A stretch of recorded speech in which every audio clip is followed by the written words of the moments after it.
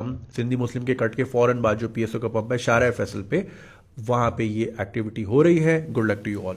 अच्छा जी, स्कैम्स क्या हैं?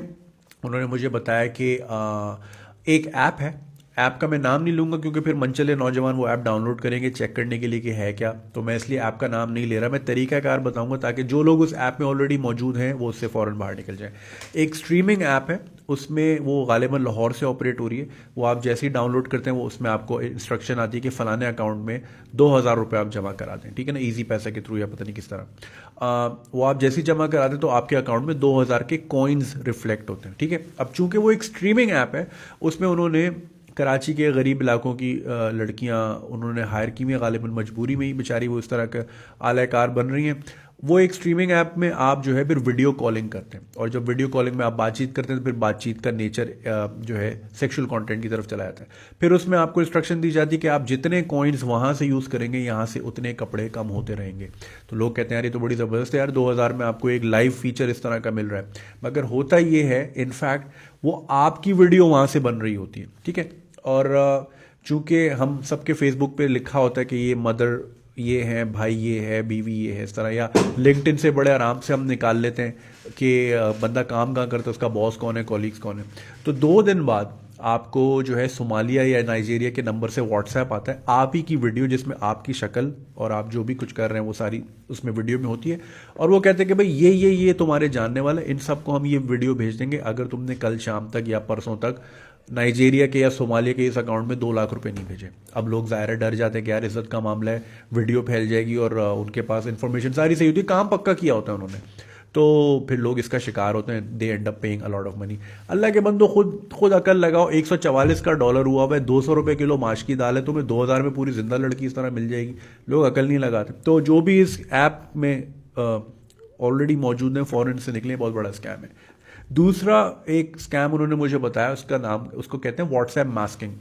वो किस तरह होता है, जब आप व्हाट्सएप इंस्टॉल कर रहे होते हैं अपने फ़ोन पे, तो व्हाट्सएप आपका बोलता है कि किस नंबर पे, क्या नंबर क्या है, आप अपना फ़ोन नंबर डालते हैं, फिर उसी नंबर पे एक एसएमएस आता है वेरिफिकेशन कोड का, आप वो कोड लेके व्हाट्सएप पे डालते हैं, व्हाट्सएप आपके फ़ोन में स्टार्ट हो जाता है। ऐसे ही होता है, ठीक है।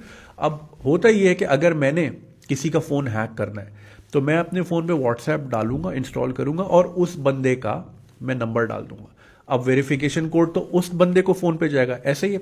तो जैसे ही उसको फोन जाता है, वेरिफिकेशन कोड उसके एसएमएस में आता है, तो फिर यहाँ से वीपीएन यूज़ करके किसी अमेरिका के नंबर से आपको कॉल आती है कि भाई हम व्हाट्सएप से बात कर रहे हैं, हम जो है अपनी ऐप अपग्रेड कर रहे हैं, तो आपके फ़ोन पे एक कोड आया होगा, आप हमें फ़ौरन से भेजें ताकि हम आपका व्हाट्सएप अपग्रेड कर दें।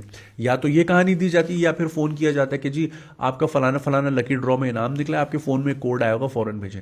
अब वो कोड व्हाट्सएप से तो नहीं आता, मतलब नंबर लिखा होता है 9020 वटेवर, तो लोग पहचान नहीं पाते कि कोड कहाँ से है, लोग ठग से कोड पकड़ा देते हैं। अब आपका व्हाट्सएप फ़ोन से आपका गायब हो जाता है और उनके फ़ोन पे पूरा आपका व्हाट्सएप आ जाता है। अब आप हाथ पे हाथ धर के बैठ जाते हैं कि यार अब मैं किस तरह लूँ उसको।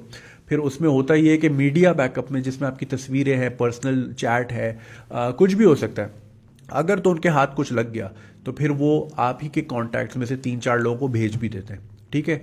और जो है फिर आपसे वो कहते हैं कि भाई अगर आपने इतने पैसे इस नाइजीरिया के अकाउंट में, इस अफ्रीकी अकाउंट में नहीं भेजे तो हम ये आपका सारा डेटा सबको भेज देंगे। फिर लोग घबरा जाते हैं, तो फिर लोग दे एंड अप पेइंग मनी। अब इसमें बहुत से लोग पकड़े भी गए, लेकिन अब चूंकि ये इतना वाइड स्प्रेड स्कैम है और इतना आसान है करना, तो लोग कर रहे हैं और काफ़ी लोग इसका शिकार हैं। तो मैं यही कहूँगा कि भाई इन चीज़ों को ज़रा ख्याल देखें। होता ये है कि बाइक और गाड़ियाँ पिछले 100 साल से इस दुनिया में हैं, तो हमें पता है कि अगर हेलमेट नहीं पहना तो गिरेंगे, फुटपाथ पे सड़ लगेगा, मर जाएंगे, या अगर सीट बेल्ट नहीं पहनी तो शीशे से ही बाहर जाएंगे, मर जाएंगे। चूंकि हम पहली जनरेशन है जिनके पास ये है, स्मार्टफोन आया है, तो अभी हमें इसके सिर्फ फायदे पता है कि यार ये तो फेसबुक बड़ा ज़बरदस्त है, पुराने रिश्तेदार अमेरिका चले गए थे वो मिल गए, स्कूल के दोस्त मिल गए। हमें अभी इसके नुकसानात नहीं पता। ये बड़ी ख़तरनाक चीज़ भी हो सकती है अगर इसका सही इस्तेमाल ना किया जाए। और जैसे कि आप देख रहे हैं हमारे मुल्क में जिस किस्म का इस्तेमाल हो रहा है और कितने स्कैम्स हो रहे हैं, आए दिन आपको फ़ोन आ रहे होते हैं कि भाई हम आर्मी से बात कर रहे हैं, अपनी अकाउंट डिटेल बताएं, पिन नंबर बताएं, ये बताएं, बहुत स्कैम्स हैं। अब मसला ये है कि इदारा छोटा है, इतने स्कैम्स रोज़ाना की बुनियाद पे होते हैं, किस किस को पकड़े, कहाँ कहाँ जाके पकड़े। लेकिन मैं ये नहीं कह रहा कि परफॉर्मेंस नहीं है, बिल्कुल है, it's just that over burden है। इतनी कैपेसिटी नहीं है इदारों की कि वो सबको जाके पकड़ सके, क्योंकि हर घर का ही मसला हो रहा है। तो ऐसा ही एक और स्कैम पिछले हफ्ते आया था, मैंने इंस्टा स्टोरी पे बताया था लोगों को। एक लड़का था कराची का ही, वो 10 से 14 साल के लड़कों को टारगेट करता था इंस्टाग्राम पे लड़की बन के। उसके पास की कोई तस्वीरें होंगी, वो तस्वीरें वहाँ भेजता था और जो है उन बच्चों से तस्वीरें मंगवाता था। अब 10 से 14 साल के बच्चे की क्या मतलब, जाहिर है वो एज ऐसी होती है। तो उन्होंने वो तस्वीरें भेजी और फिर वो उनको ब्लैकमेल करता था, उनके पेरेंट्स को ब्लैकमेल करता था।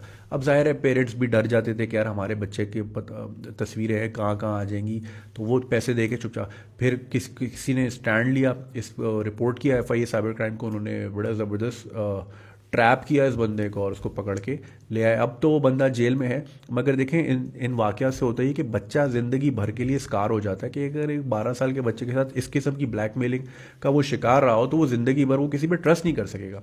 इसी तरह पेरेंट्स भी जो हैं ट्रॉमा में चले जाते हैं कि यार उनके बच्चे के साथ इस तरह के वाक़यात हुए या हो सकते थे कि उनकी तस्वीरें इस तरह लीक हो जाती। देखें, एक सीरीज़ है नेटफ्लिक्स पे, उसका नाम है ब्लैक मिरर।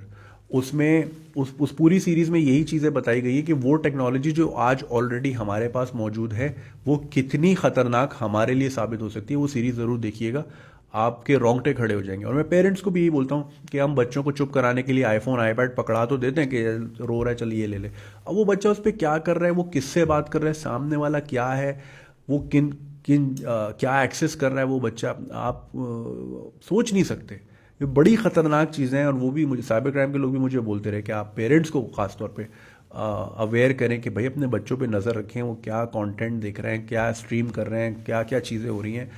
बड़ी ख़तरनाक चीज़ें हैं, बच्चे जो हैं ट्रॉमेटाइज हो सकते हैं इन चीज़ों से। तो अपने बच्चों का ख्याल रखें, नज़र रखें इन चीज़ों पे। और ख़ाली लड़कियां ही नहीं, लड़के भी ब्लैकमेल हो रहे हैं। जैसे कि मैंने आपको ये वाली बताया, ये जो बंदा इंस्टाग्राम पे कर रहा था, तो मतलब मर्द औरत सब ब्लैकमेल हो रहे हैं। मुझे इंस्टा पे काफ़ी लोगों ने अपनी स्टोरीज शेयर की कि कोई 4 साल से ब्लैकमेल हो रहा है। किस तरह हो रहा है जी, उनके फ़ोन में कुछ होगा, ठीक है ना, लाइक पीपल मेक मिस्टेक्स, इसमें कोई जजमेंट वाली बात नहीं है।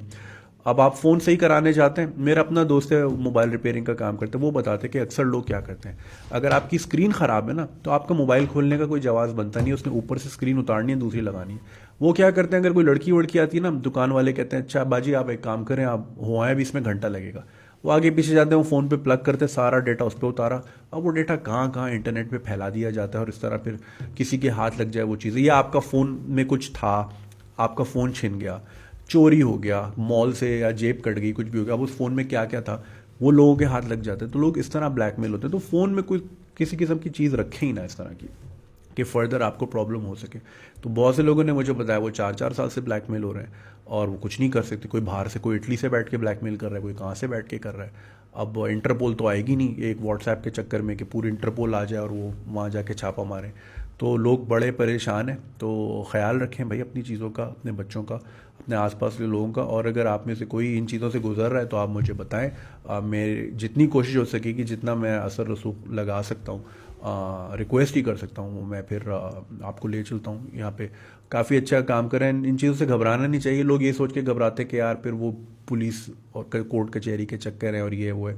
देखिए, जैसे हम डॉक्टर के पास जाके नहीं शर्माते ना, हमें कहीं भी बीमारी हो हम कपड़े उतार के बता देते हैं डॉक्टर को भाई ये ऐसा है, क्योंकि उसने हमारा इलाज करना है। तो हमें पता है वो ट्रेंड है, वो हमें जज नहीं करेगा। सिमिलरली ये जो हमारे इदारे होते हैं, पुलिस हो गई, FI हो गई, आर्मी, रेंजर्स, ये सारे ये माशरे के डॉक्टर्स हैं। तो जो माशरे की बीमारियाँ होती हैं ये उनका इलाज करते हैं। तो इनसे भी हमें झिझक नहीं होनी चाहिए कि यार वो क्या सोचेगा, वो क्या सोचेगा, या वो मुझे जज करेगा कि अच्छा ये करती थी वो। ऐसा कोई हिसाब किताब नहीं है। वो बड़ा अच्छा, बहुत फेयरली ट्रीट करते हैं। मैं जितनी बार भी गया हूँ, बहुत सी लड़कियाँ आई हुई होती हैं, उनके केसेस होते हैं, परेशान होती हैं, सुसाइडल होती हैं, मगर वो बड़े तरीके से हैंडल करते हैं और वो बिल्कुल बहनों की तरह and like they look after. वो खुद, मैंने देखा है काफ़ी ऑफिसर्स वो ऐसे डील कर रहे थे कि जैसे उनके घर का केस है, कि उनके घर की औरत को कोई इस तरह कर रहा है। तो मुझे बड़ी खुशी हुई ये देख के कि यार हम जैसे घर बैठ के तो बड़े चाय के होटलों पर बैठ के बड़े आराम से बोलते हैं ना पुलिस वाले ऐसे फलाने ऐसे ऐसे। सारे लोग गंदे नहीं हैं, बहुत से इदारे हैं जो बड़ा ज़बरदस्त काम कर रहे हैं। इसी तरह FI साइबर क्राइम भी बहुत लोगों की हेल्प कर रही है। तो अगर आपको इस किस्म की कोई भी प्रॉब्लम हो, do reach out to them. ठीक है, चले अपना ख्याल रखिएगा और